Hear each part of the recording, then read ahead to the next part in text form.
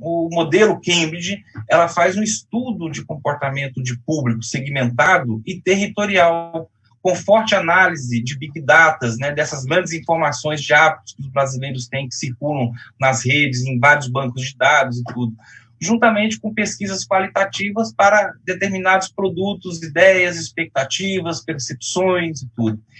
Esse trabalho da campanha do Trump fez utilizando esse tipo de inteligência de comportamento, nada tem a ver com o Brasil, né?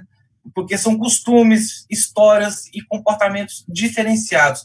Por isso foi feita uma tropicalização do conceito do trabalho da Cambridge para se adequar ao Brasil, né, afinando essa metodologia com o principal assessor do Trump, o Steve Bannon, que à época era o vice-presidente da Cambridge Analytica, que veio para a campanha, que veio para o Brasil através dos filhos do Bolsonaro e conexões com empresários com financiamento ilegal de campanha, investigado agora pelo STF e pelo TSE, com as ações das fake news, né? Houve uma reorganização de todo esse modelo, né, com a derrocada do PSDB ainda em 2014, 2015, né, através do Aécio, né, e teve uma nova aliança com esses movimentos da direita liberal e das redes de apoio, como Vem Pra Rua, MBL e dezenas de outras páginas que disseminam fake news, como amplamente divulgado pela mídia e pelas nossas redes, principalmente, né, principalmente pelas nossas redes progressistas, né, a quem a gente deve dar muita atenção. Essa junção de análise comportamental e mais o preparo das informações de território e de classe fez com que o tradicional marketing político virasse brinquedo de criança, né? Com toda essa tecnologia de comunicação de guerra que utilizaram nas eleições. A organização desses grupos de WhatsApp dos municípios e estados segue esse conceito de público segmentado e território, né, que vem desde 2013, crescendo em degraus e potencializados na propaganda feita pela grande mídia, né, volto a afirmar, com parte do judiciário. A verdade, gente, é que a grande massa de usuários na rede são altamente dependentes da opinião dos outros. O motivo é a própria conectividade em que nos encontramos, e assim, muitos tomam suas decisões seguindo a sabedoria das multidões. É daí que vem a montagem e a estrutura do gabinete do ódio, né, que está instalado no Palácio do Planalto. Mesmo que percam essa batalha com as ações da PF e do STF, como da operação da semana passada e de hoje, não quer dizer que não vão se reinventar, não vamos cair em ilusões. Tá? Todas as restrições que existem hoje de proteção de dados, essas legislações não impedem que novas formas sejam inventadas. Não vamos nos esquecer que um dos principais instrumentos de dominação do capital é justamente a comunicação, né? Portanto, ele sempre se reinventa para manter a exploração dos trabalhadores e das trabalhadoras. Então, a luta é permanente, sempre foi e continua sendo a velha e nova luta de classes, né? Mudando apenas seus instrumentos e forma de dominação. O gabinete do ódio, gente, para ficar claro, ele atua incansavelmente com robôs. Isso é público e notório, né? Esses robôs têm dupla função. Além de bombardear as tags no Twitter, Facebook, Instagram, YouTube e disparo em massa no WhatsApp, no final de contas, o uso dos robôs atinge o principal objetivo, que é ampliar o discurso ou a mensagem, né, para assim capturar militantes orgânicos, militantes reais, direcionando as ações e narrativas. Inúmeros dados e provas estão hoje na CPMI da fake news, né? Podemos falar um pouquinho mais adiante, né? Dada essa falta de confiança nas instituições, a massa de usuários conectados confiam muito mais em seus correspondentes diretos. Mais do que nunca, a melhor fonte de influência é esse exército de apoiadores, né, sejam eles robôs ou orgânicos, que estabeleceram uma rede forte de colaboradores e capilarizado em todos os municípios, né, principalmente após essa greve dos caminhoneiros, né. Mas a gente tem que ter muito cuidado e mais leitura sobre essa massa que esses robôs e fakes influenciam. Nem todos são coxinhas e nem todos são fascistas. Foram e são enganados, como a própria história mostra. Então, é nosso dever de escutar e levar a informação. É uma disputa constante. Mas eu pergunto aí para vocês, assim, isso tem limite, né? Eu acho que sim, eu acho que isso tem um limite, né? Essa crise do Covid, ele começa a impor esse limite à extrema-direita no Brasil e no mundo. E, infelizmente, custará a vida de milhares de pessoas, não só aqui, né? Esse negacionismo encontra um obstáculo, que é a realidade. É só vermos os números oficiais em relação a outros países e as grandes manifestações que estão se formando no Brasil e no mundo. A luta antirracista das mulheres, da juventude trabalhadora das periferias, sempre na vanguarda das transformações e mobilizações, são e sempre foram os primeiros na linha de frente, até porque são os primeiros a serem atingidos pela exploração do capital. Então, estão novamente trazendo uma luz para os novos desafios e batalhas que se aproximam. Uma rede de solidariedade ganha força e a dúvida sobre o papel do Estado, da economia e das relações humanas estão em debate, principalmente com as reflexões da vida após a pandemia, né? Mesmo assim, Bolsonaro ainda mantém, segundo várias pesquisas já divulgadas, uma média de 30% de apoio, gente. Então, isso não deve ser subestimado e passa por uma compreensão global da guerra cibernética e da readequação do que entendemos de guerras híbridas. E pior, em que estágio essas guerras híbridas se encontram no Brasil? Creio que não é difícil de imaginar que após a divulgação do vídeo da reunião no Palácio do Planalto, no dia 22, em rede nacional, o autogolpe e a política armamentista está em marcha, né? Que é um forte indício da institucionalização do golpe, a institucionalização dos paramilitares e das milícias digitais e físicas, né? Que estão prontas para uma guerra civil, né? Essa nota golpista do Bolsonaro, do vice, do ministro da Defesa, né, esticando a corda contra a democracia, apontam para esse caminho. A questão é, até quando o presidente da Câmara, Rodrigo Maia, do Senado, Davi Alcolumbre, o TSE e o STF vão passar pano nos crimes de responsabilidade do presidente, nos crimes do gabinete do ódio financiado por empresários bolsonaristas e nas provas robustas de fraude eleitoral que se encontram no TSE nas ações de cassação da chapa, né? Mas aí, falando para nós, qual é a estratégia? Como que nós vamos sair dessa enrascada, né, gente? Qual é o caminho a se trilhar, né? Aí, o desafio que eu imagino, que eu acho que temos pela frente, podemos classificar, chamar de mais inclusão e menos exclusividade. O que eu quero dizer sobre mais inclusão e menos exclusividade? O objetivo é de a gente encurtar o caminho da mensagem entre nós. Digo nós, não somente do PT, mas todo o campo de esquerda, e para isso é imprescindível ampliarmos os nossos mecanismos de escuta e participação. A mensagem bem construída e com o máximo de unidade, ela é uma mensagem de mão dupla, né? Então, assim, qual é a estratégia para a gente adotar um engajamento colaborativo e horizontal em uma matriz de comunicação com centralidade política? Essa eu acho que é a pergunta que a gente pode iniciar no debate e pode ficar para as próximas rodadas dos cursos de oficinas, da jornada, né, de formação que serão realizados nos estados e municípios, né? E assim, Ellen, concluo aqui, e Otávio, essa primeira etapa da nossa conversa. Obrigado. Obrigada, Juan. Daqui a pouco a gente volta contigo. Algumas questões ficaram aí no ar. Otávio, olhando para esse panorama que o Juan coloca, olhando para esses desafios, né, que estão colocados para as eleições municipais de 2020, eu queria que você falasse um pouco para a gente sobre o que é importante planejar para ter uma comunicação para vencer.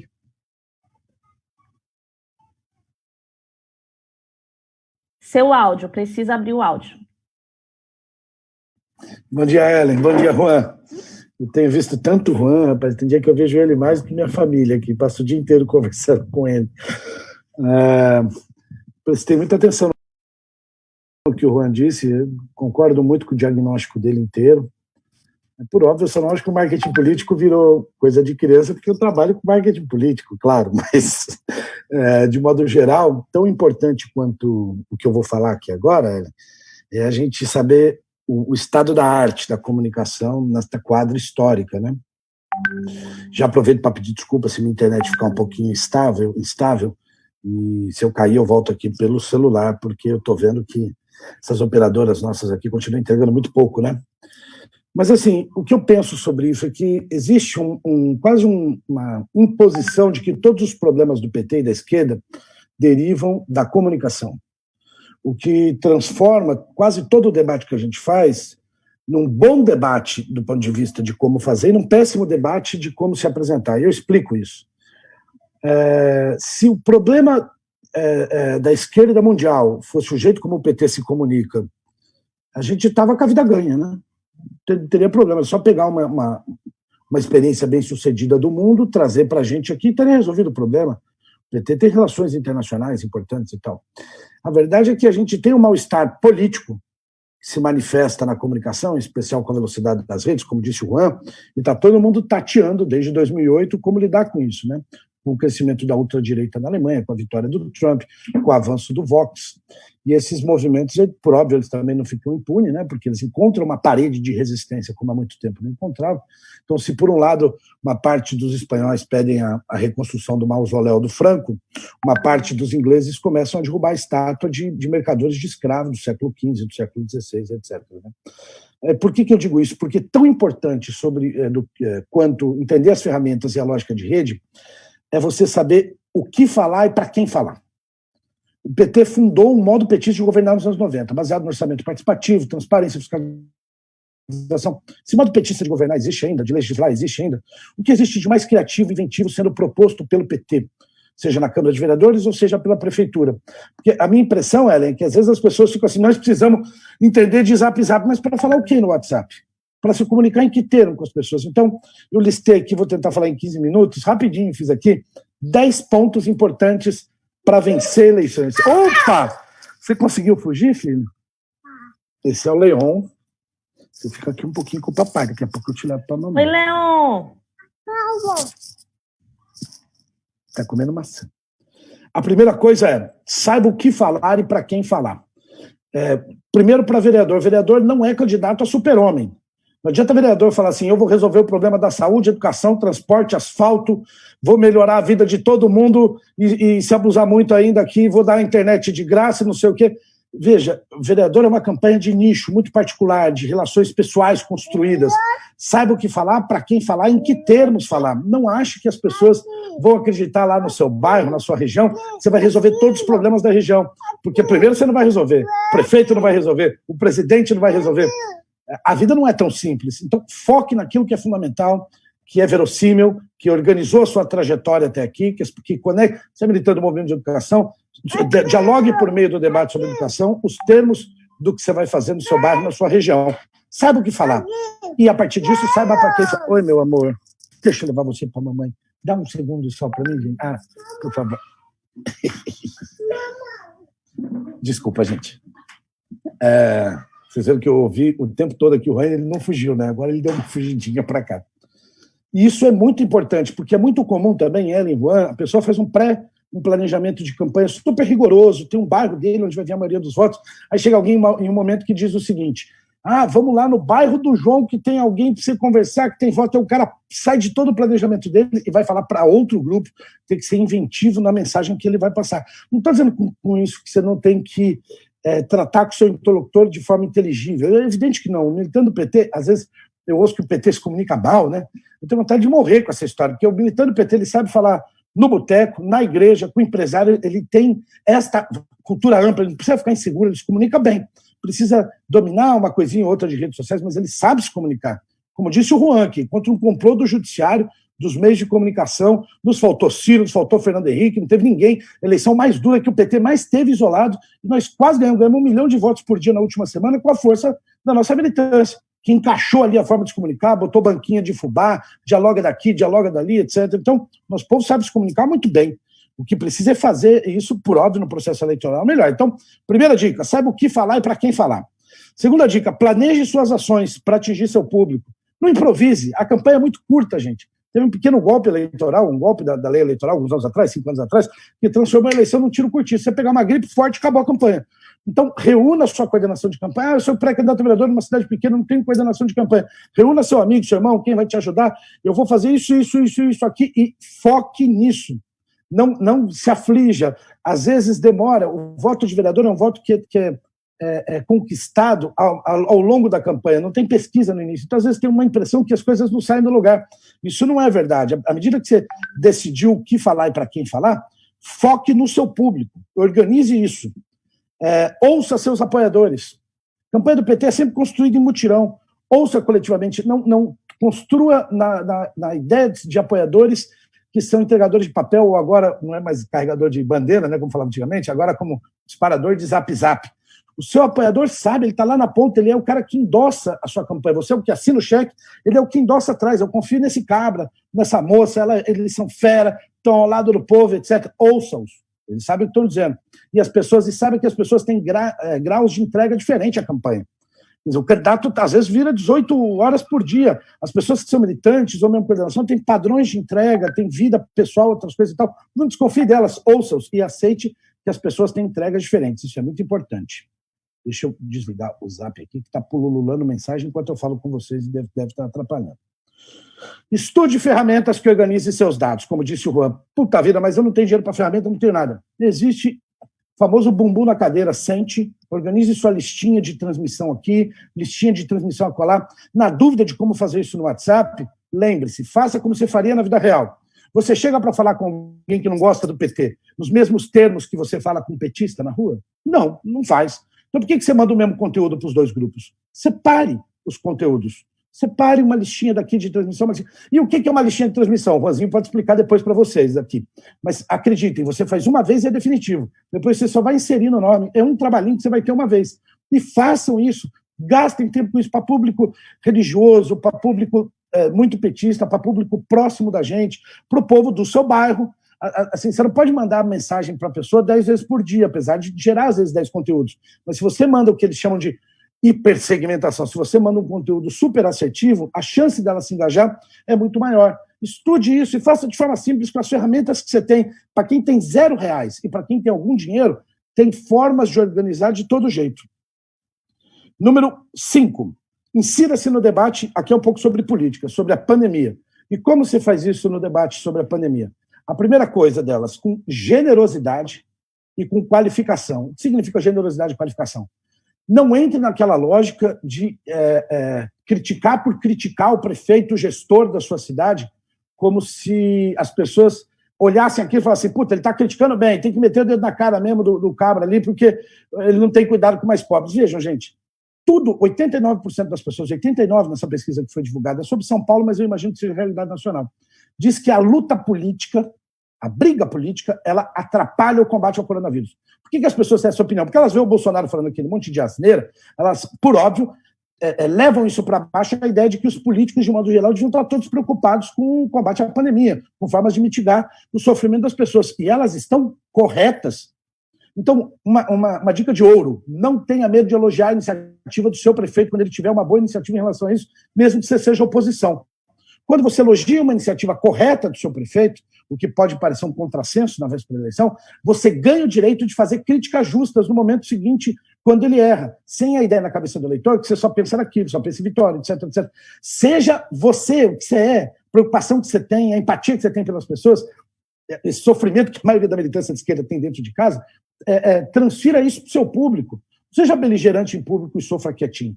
Mostre esse afeto e o apego que você tem pela vida humana, inclusive no tipo de crítica que você faça. E estude a sua cidade. Essa é a segunda dica de como se inserir na pandemia. Está tendo eleição presidencial nesse momento na República Dominicana. E teve eleição no interior da França em meio à pandemia. Qual é o centro do debate eleitoral? É como a gente vai recuperar a economia e reorganizar o papel do Estado na saúde. Você já sabe quantos leitos tem na sua cidade? Se é pouco, se é muito? Você já sabe se o SUS é bem organizado? Quantos especialistas tem? Sua cidade tem moeda social? Sua cidade, você acha que o dinheiro que as pessoas recebem podia ser moeda social para circular no comércio? Ou pode ser, como os bancos dizem, em dinheiro no banco, uma parte já ficar ali para cobrir os juros do cheque especial de quem está devendo? Entenda o que é a cidade e propor caminhos objetivos para melhorar a vida das pessoas no momento pós-pandemia. Vou passar rapidinho, porque eu vi que eu só tenho 3 minutos. Não gaste tempo com quem discorda de você de forma sectária, com o que a gente, às vezes, banaliza de chamar de fascista. Nem todos são fascistas, por óbvio, não acredito que 30% da sociedade é fascista, mas tem bastante fascista já. Começou a dialogar, o cara, o PT quebrou o Brasil, vai para Cuba, não sei o quê. Você não vai ganhar esse voto. Nós temos um período entre eleições que nós temos que disputar esse cidadão, essa cidadã. Nós vamos ter que disputar porque nós queremos um país para todos. Mas no período eleitoral, isso é perda de tempo. Tem entre aqueles que nos defendem e aqueles que não gostam da gente, tem um meiuca aqui, ó, pra você dialogar com muita gente. Este extremo, nós vamos combatê-lo nesse período, com muita força. Nós não vamos conseguir dialogar para conquistar o voto deles. Então não perca tempo com eles, não sofra com isso. Porque como o PT vem dessa tradição do debate, de ter o melhor argumento, a esquerda vem de modo geral, né? Você sempre tenta buscar qual é o argumento para discutir com quem pensa isso. Você não vai... Você não mudou, depois de tudo que o Bolsonaro está fazendo, você não mudou a opinião dessa pessoa, você não vai mudar na eleição, esqueça com isso. Não sabemos o tamanho disso, concordo com o Juan. E também não vou me estender sobre isso, mas você não vai mudar isso agora. Decida o seu campo de batalha. Não permita que os seus adversários decidam isso aqui, vale para candidato a prefeito. Não permita que seus adversários decidam por você o seu campo de batalha. As pessoas vão tentar levar o debate para o campo moral, para o campo de legado. Veja, a redenção, no caso da Argentina, entre aqueles que achavam que o kirchnerismo tinha sido responsável pelo colapso da economia argentina, não se deu por uma grande estratégia de marketing ou por uma grande defesa da Cristina. Deu pouquíssimas entrevistas em 5 anos de governo Macri.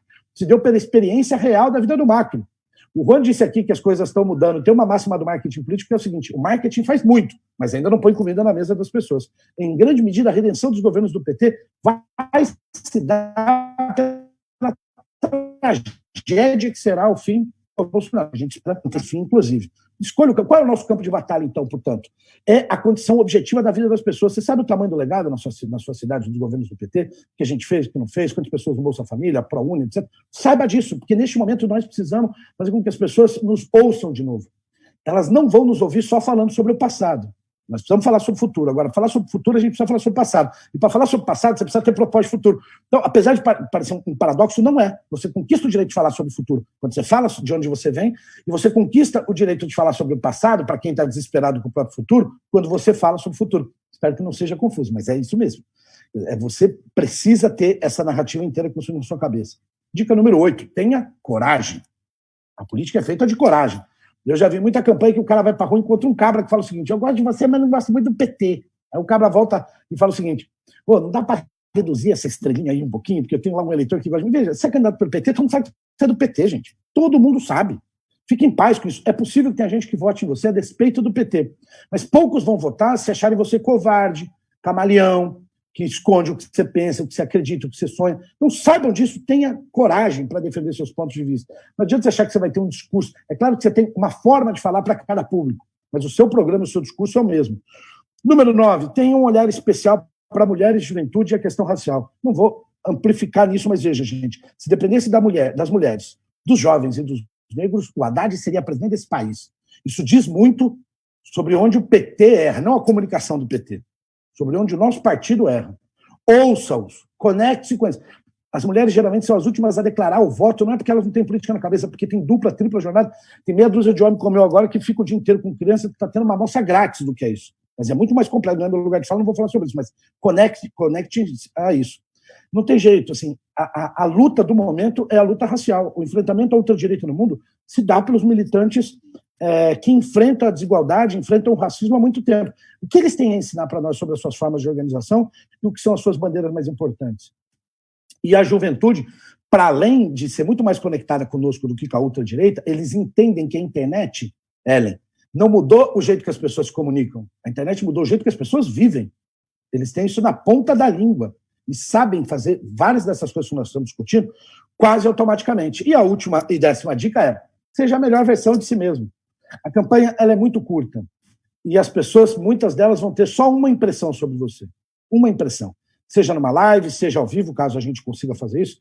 E naquele momento você tem que ser bem-humorado, tem que ser justo, tem que ser generoso. Se você já é um cara que estuda a cidade, estude mais. Se é um cara que ouve muito, ouça mais. Se você é um cara que se relaciona bem, se relacione melhor, se prepare melhor, seja a melhor versão de si mesmo.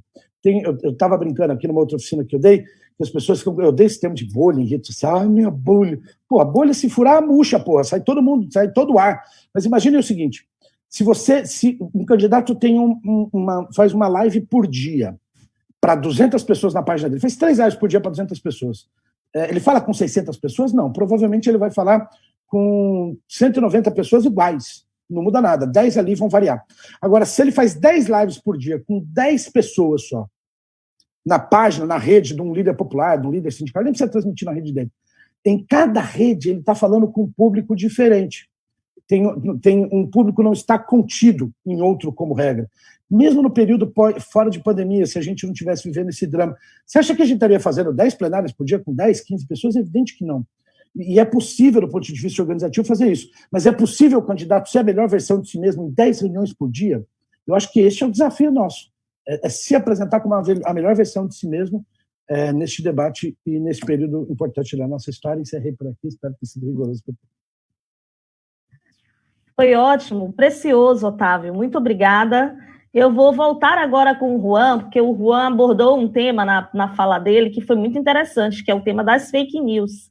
E as fake news são uma grande arma do bolsonarismo contra nós do PT, contra nós militantes da justiça, da democracia, contra nós pessoas sérias.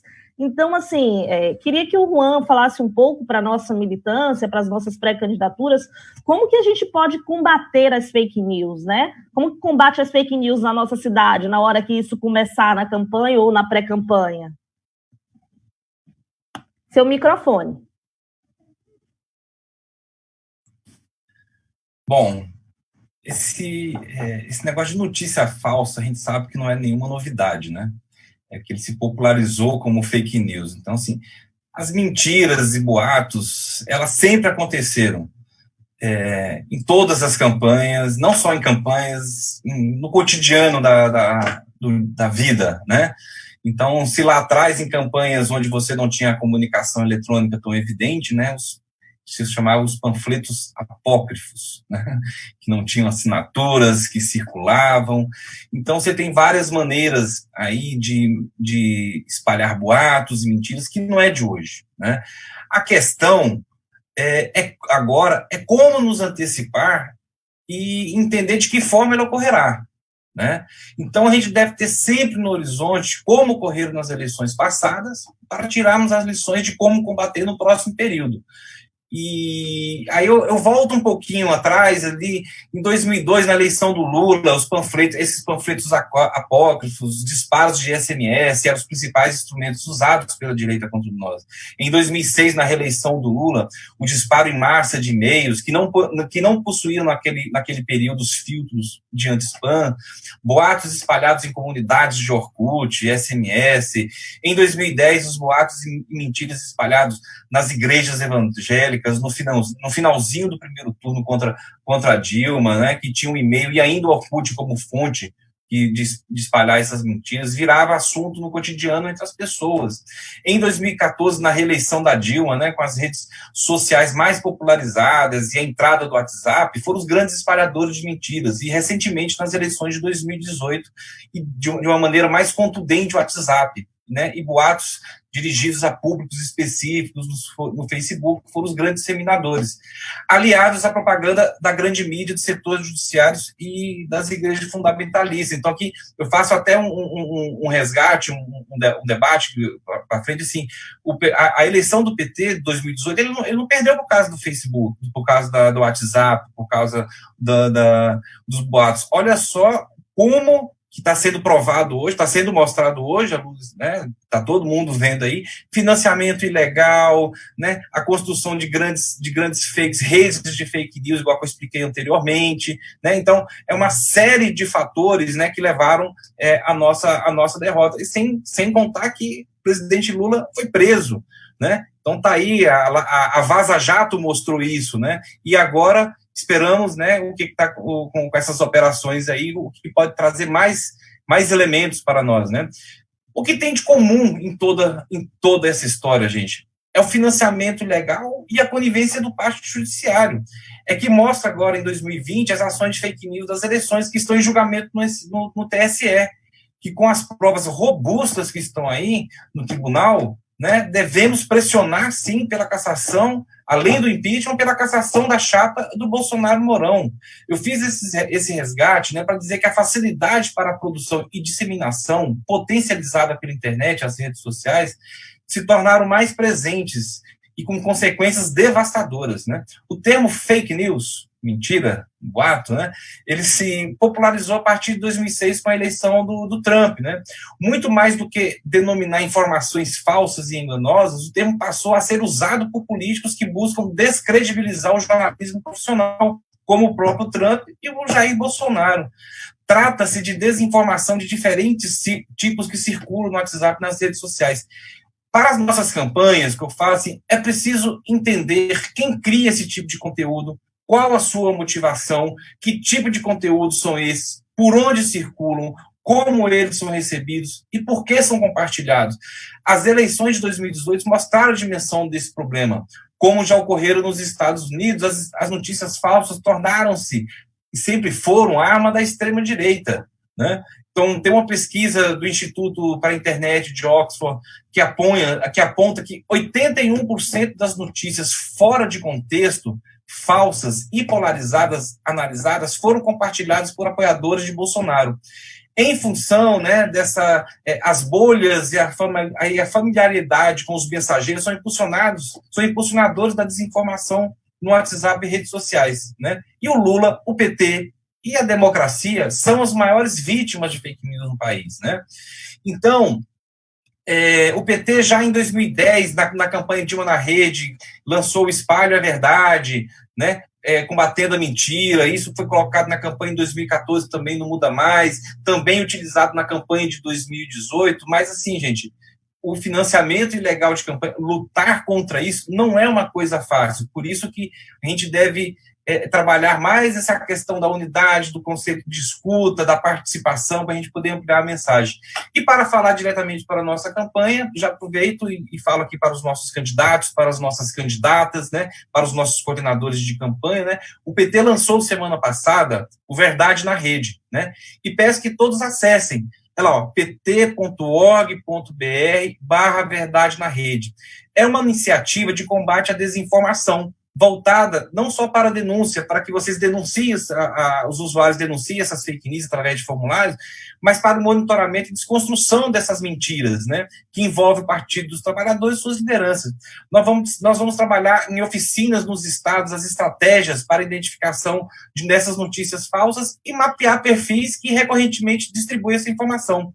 Então, assim, a plataforma ela conta com a colaboração para a identificação da fake news que estão em circulação e, a partir daí, produzir vacinas para combatê-las através das redes sociais. Essa plataforma, ela traça 3 caminhos de atuação. Um, que é o educativo, para procurar orientar a população, os usuários na rede, como identificar essas notícias falsas. 2, um caminho de desconstrução, desmascarando as fake news a partir de vacinas, né, produzidas através de peças gráficas, vídeos e textos para serem difundidos. E 3, o de combate a produtores e distribuidores recorrentes, expondo seu modus operandi com ações judiciais e encaminhamento para a CPI da fake news em casos específicos.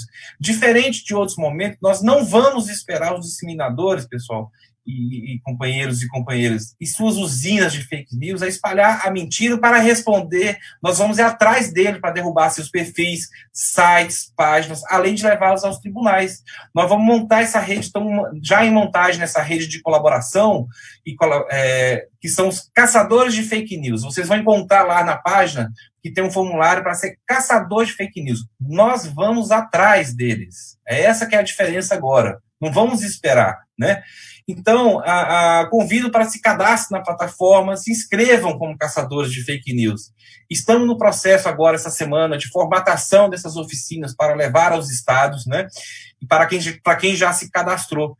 E já são mais de 1.200 cadastrados, são mais de 1.200 caçadores de fake news. Nós vamos encontrar todos aqueles que espalham mentiras, que estão desestabilizando a nossa democracia. Nós vamos atrás. E também peço para que todos se cadastrem no Zap do PT, gente, que é a nossa lista de transmissão, para que a gente possa ampliar a nossa informação diária do que está acontecendo de atuação do PT aqui no Congresso, nas ações com os movimentos sociais, enfim. Essa lista de transmissão para que vocês possam receber diariamente as informações e o posicionamento do PT na luta contra esse governo genocida. É só acessar, né, através do seu celular, através de links que receber, zapdopt.org, né? Então, todo filiado deve receber uma mensagem com um card de orientação e de como se inscrever, né? Compartilha aí com seus amigos, com a família, amigos, amigas. E, por enquanto, é isso. Aí, falar de estratégia mais em miúde, né? Nós vamos deixar isso para as oficinas, né? Para as lives mais fechadas, de como que nós podemos nos ajudar, né? Então, vamos trocar essas informações. Eu deixo aqui todos se cuidem aí nessa pandemia que a gente está atravessando, para que a gente possa se abraçar logo, logo, tá? Um abraço e obrigado aí pela participação. Obrigado, Otávio. Obrigado, Ellen. Estamos juntos aí na luta. Muito bom, Juan, isso mesmo. A gente tem lá no site da Escola Nacional de Formação, a gente tem já o módulo dessa oficina que nós estamos fazendo aqui, Comunicação para Vencer. Então, dá para ter acesso a muito mais conteúdos que passaram por aqui, lá no site da Escola Nacional de Formação, de maneira fechada para a nossa militância, para nossas pré-candidaturas que se inscreveram aí na nossa Jornada Nacional de Formação. Otávio, você entrou em um ponto extremamente importante, que é o ponto da segmentação. E as nossas pré-candidaturas, às vezes, têm muitas dúvidas sobre como falar, né? Porque quando a gente está em tempos normais, a gente pode fazer uma plenária pro local, a gente pode fazer uma plenária para a nossa rua, a gente pode fazer uma plenária para os professores da escola. Mas nesses tempos de pandemia, em que a gente só pode se comunicar pela rede, eu queria que você entrasse um pouco mais nesse diálogo sobre como falar com cada nicho, com cada público, como falar com as pessoas da nossa comunidade através das redes. Oi, Ellen, acho muito oportuno esse debate, porque a minha impressão é que o nosso povo está completamente, para além, por óbvio, né, do mal-estar que todo mundo tem de ficar em casa com a pandemia, nosso povo está completamente, não completamente assim, mas está desesperado, está aflito, exatamente por esse elemento, né? A gente sabe onde juntar as pessoas do bairro, a gente sabe onde juntar os professores, juntar os amigos, não sei o quê, e agora como faz para juntar? Eu acho que não existe uma receita de bolo. Assim, é importante entender a dinâmica de cada rede e, a partir dela, tentar extrair o melhor dela. Por exemplo, o WhatsApp, que virou algo banalizado pelo dinheiro sujo, ilegal e criminoso do Bolsonaro, virou um negócio de disparo em massa, é o que funciona pior para nós se a gente fizer do ponto de vista de massa com a nossa base social. Porque a essência do WhatsApp é a relação 1 a 1. Não é nem grupo, não é nem lista de transmissão. Reparem bem que a maior parte das listas de transmissão, as listas de transmissões e dos grupos, eles acabam depois de um tempo entrando em modo avião, piloto automático, quer dizer, tem pouca interação ali, né? As pessoas vão usando ali para postar o que pensam de futebol, de religião, de política. Não estou nem falando de grupos especificamente de política, né? Estou falando de todos. E a riqueza do WhatsApp é a relação 1 a 1. Então, eu vou dar um exemplo aqui de como você pode montar uma ação na prática, usando todas as plataformas. Você pode, se você vai fazer uma plenária de professores, você pode e deve gastar algumas horas do seu dia mandando mensagens individuais para todos os professores que você tem no seu grupo de WhatsApp. Manda áudio, se tiver com pouco tempo, com o nome da pessoa, como você faria se fosse no ambiente físico, fora do avião. Você não chega para alguém na rua e fala assim: oi, pessoal, participe da nossa plenária virtual, da nossa plenária física. Não, você chama a pessoa pelo nome, pergunta como vai a mãe, como está os problemas do dia a dia. Então, gaste um tempo trabalhando hipoteticamente uma plenária virtual de professores para dialogar 1 a 1, para perguntar de fato como as pessoas estão, convidá-las, chamá-la pelo nome e tal. O centro desta rede do WhatsApp é este tipo de relacionamento. E daí você conecta com outra ferramenta, por exemplo, que é o Facebook. Se você vai fazer uma plenária para discutir o futuro da sua cidade, ou algo que valha, não é papinho de voto, etc., o impulsionamento está liberado, desse ponto de vista, o impulsionamento de conteúdo. E você pode fazer um impulsionamento para falar com um segmento pequeno de professores ou de um bairro, que os valores são módicos, não tem nenhum centavo para fazer. Vai ter um problema com isso em algum momento, que é importante ter. Mas, às vezes, com 10, 15 reais, exatamente dentro do que prevê a legislação, você consegue fazer uma plenária de programa de governo, por exemplo, via PT. E o tipo de segmentação que o Facebook te dá te permite falar para aqueles que curtem a página do PT, para aqueles que interagem com a página do presidente Lula, etc, etc, etc. Você consegue segmentar esse tipo de conteúdo e, diferente de outros períodos, Ellen, Juan, não é tão sofisticado mais. Eu estou falando da conexão com a juventude, você não precisa ter um grande especialista em BI ou em mídia paga para fazer um negócio como esse. Os jovens do PT, de modo geral, conseguem fazer isso. E daí você faz essa plenária no Zoom, por exemplo, se você não tiver uma assinatura. Você pode fazer em 40 minutos ou faz no Meet do Google, que tem um tempo maior. Mas veja, você usou o WhatsApp para fazer ativação individual, como se fosse a entrega do papel. Você usou o Face para entregar o panfleto, que seria uma espécie de carro de som para todo mundo. E usou uma dessas plataformas de reunião virtual para fazer a plenária como se fosse a sede do partido ou qualquer outra sede. Então, nós não conseguimos transportar o que a gente faz na vida real para o ambiente digital com uma única ação. É isso que eu acho importante de entender. O WhatsApp, em especial, ele depende deste grau de interação. Você tem que ficar, não é isso? Se o cara te manda oi, boa tarde, boa noite, você não responde ele, daqui um mês ele te bloqueia, não tem relação contigo. Então, tem que fazer isso nestes termos. E tem outras formas. As outras ferramentas, por exemplo, que podem ser usadas, algumas podem... todas podem usar de forma segmentada e com algum tipo de patrocínio, de impulsionamento, mas elas dialogam com públicos, com padrões de informação diferentes. Por exemplo, eu vi esses dias, nós vamos ter que dar conta disso, aliás, que no TikTok tem um monte de dublagem do Bolsonaro e tem pouquíssimas do Lula. Você pode conectar as pessoas pelo humor e fazer isso, convocar uma plenária por dublagem, com uma voz diferente do que é a sua, brincando, fazendo um teste, via TikTok. Você pode, com uma imagem, a rede social, o Instagram é uma rede mais hedonista, né? Mas você consegue fazer por imagem um processo parecido com o que você faria no Facebook, com um discurso mais político, mais acabado, etc. E tal. Então, esta integração multiplataformas, na minha modesta opinião, ela não tem o objetivo de construir um novo mundo para o dirigente do PT. Ele tem o objetivo de adaptar o que você faz bem na vida real para o mundo digital. Eu acho um barato esse negócio na campanha, eu vivo contando essa história. Teve um dia lá, Ellen, que chegou alguém e disse o seguinte: a campanha, um dirigente nacional do PT, a campanha do PT não é bem sucedida no WhatsApp. Por quê? Porque ela não chegou no celular do meu sobrinho. Eu falei, ué, mas por que você não manda para ele? Não, porque eu saí do grupo da família durante o golpe. E agora tem muito fascista, eu não estou. Falei, bicho, é o seguinte, você é dirigente nacional, você não consegue falar com o seu sobrinho e eu vou ter que resolver isso para você. Voltem para os grupos de WhatsApp da família que vocês saíram durante o impeachment da Dilma. Volte para os grupos de futebol dos amigos do bairro que vocês saíram na época da eleição do Bolsonaro. Porque senão nós vamos falar para as mesmas pessoas o tempo todo. E não tem jeito. Para ter voto, não é para organizar a base militante. Para ter voto daqui 3 meses, 2 meses, quando as eleições começarem, você precisa falar para a gente que não está no seu dia a dia, que não é orgânica, que na maior parte das vezes não pensa igual a você, não tem as mesmas preocupações que você. Então, assim, por mais que você segmente o seu tipo de conteúdo para um público amplo no período eleitoral, se você não conseguir recriar suas pontes para falar para um público mais específico, mais próximo de você, é muito louco esse negócio, né? Porque tem candidato que o vizinho vai descobrir que ele é candidato no último dia, quando o cara sai para votar cheio de gente. Primeiro dia de campanha, autorizou, TSE, CNPJ, registrou, bater na casa de todos os vizinhos e falar assim, ó, tô aqui, sou candidato, muito obrigado. Então, que segmentação melhor que essa? Ah, não pode bater na casa do vizinho, porque nós estamos em meio à pandemia ainda, mas tem o grupo de WhatsApp do bairro, não tem? Ou não tem o grupo do Facebook do bairro?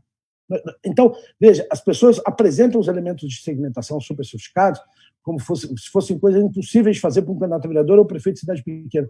Na verdade, é o que a gente faz bem no universo físico, passar sem desespero para o universo digital. Inclusive, a gente nunca fez material específico para professor, para juventude, para mulheres, não foi sempre assim que a gente fez campanha? Falando especificamente para públicos diferentes, etc. Então, vejo, Frida. Então, tem a Frida aqui ainda. Às vezes fica brava. Olha lá, Frida.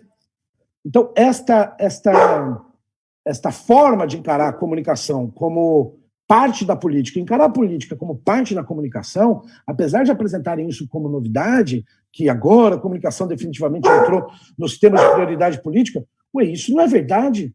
Quando um dirigente, um candidato a presidente faz um discurso, ele não está se comunicando, não é disso que se trata. Frida, vem aqui com o pai. Você me atrapalha, minha filha. Vem cá. Isso. Ele não está se comunicando de modo geral. Agora, esse processo de escolha do público, do que falar, e de a partir disso como você pode segmentar, não pode ser também um processo artificial. Eu dei uma oficina em São Paulo e tem um vereador que se comunica super bem com as pessoas, esses que estão na vida real das pessoas, estão o dia inteiro conectados com elas e tal, e andam por bairro e dialogam e tal, e que... Frida...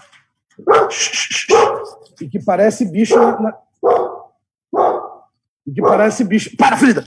Que parece bicho na cela agora, na jaula, porque não sabe o que fazer dentro de casa. E daí convenceram ele a virar youtuber. Não faz o menor sentido, cada um tem que jogar na posição que joga melhor, né? Enfim, é isso, gente.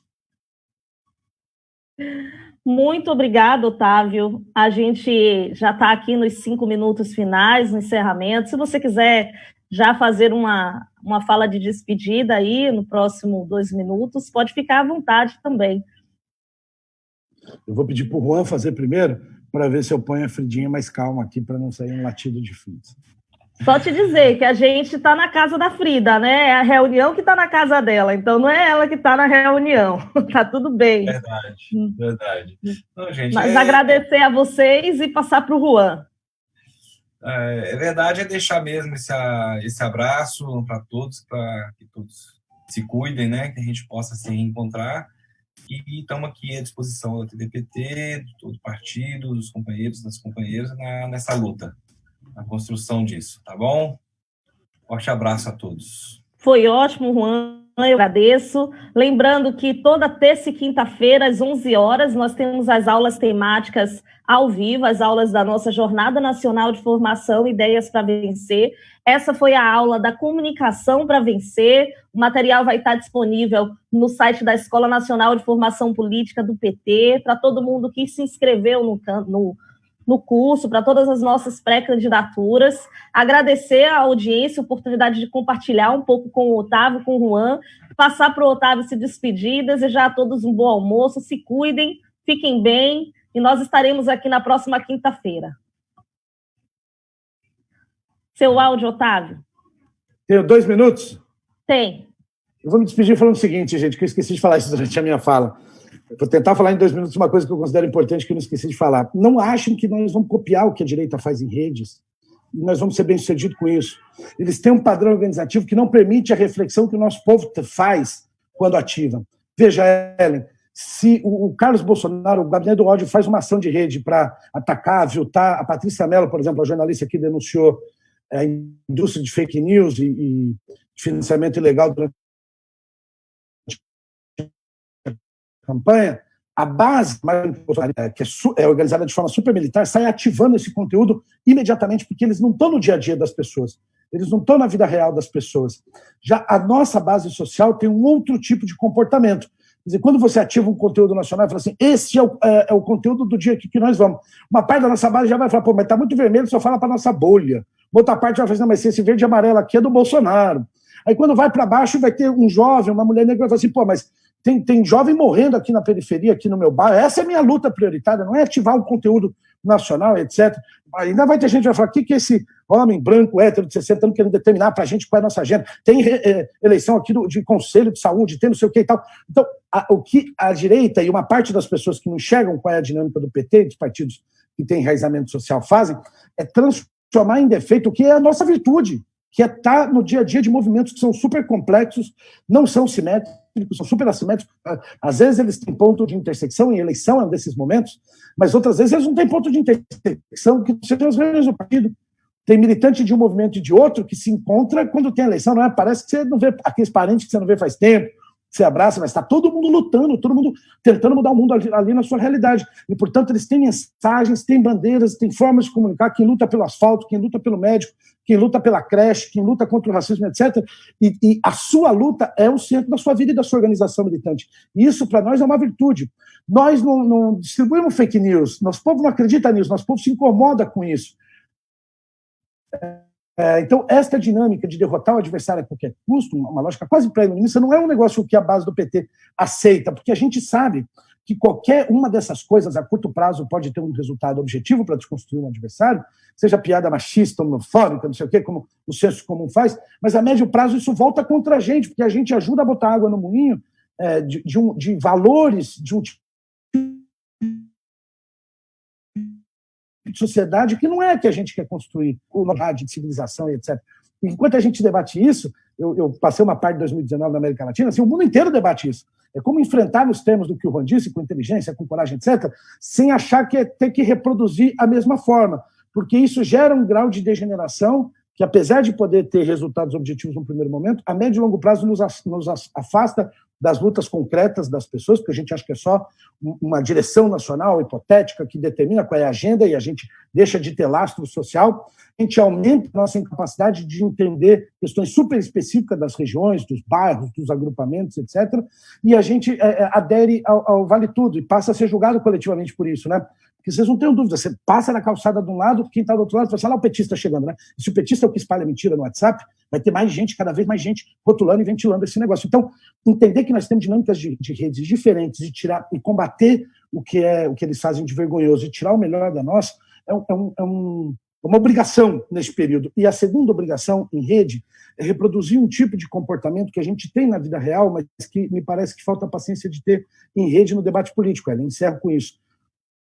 Nosso povo tem empatia, nosso povo sabe ouvir, sabe dialogar, mas às vezes a gente é bastante intolerante na rede também com quem pensa diferente, né? Todo mundo é bolsonarista, todo mundo é fascista, Como a gente se conecta com agrupamentos que se afastaram da gente no último período, para dar o exemplo do segmento evangélico, se a gente não tem capacidade de ouvi-los a partir das suas próprias aspirações, dos seus próprios sonhos, das suas próprias crenças, de forma você não precisa acreditar e concordar com o que eles dizem, mas de forma a entender, compreender e acolher de verdade isso, né?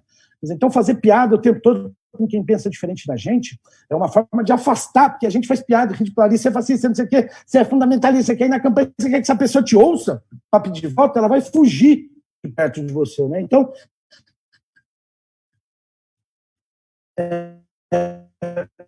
praticar o que nós temos melhor, assim, ao espírito, né?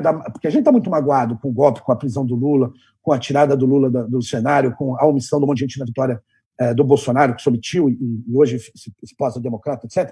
Mas desarmar esse espírito, se preparar para ser maioria na sociedade brasileira, se preparar para acolher essas pessoas, se preparar para ouvi-las a partir das suas angústias, dos seus desesperos, e a partir disso aprender a melhor forma de se comunicar com elas, é uma obrigação política nossa, é uma obrigação de comunicação do nosso tempo, que está na ordem do dia.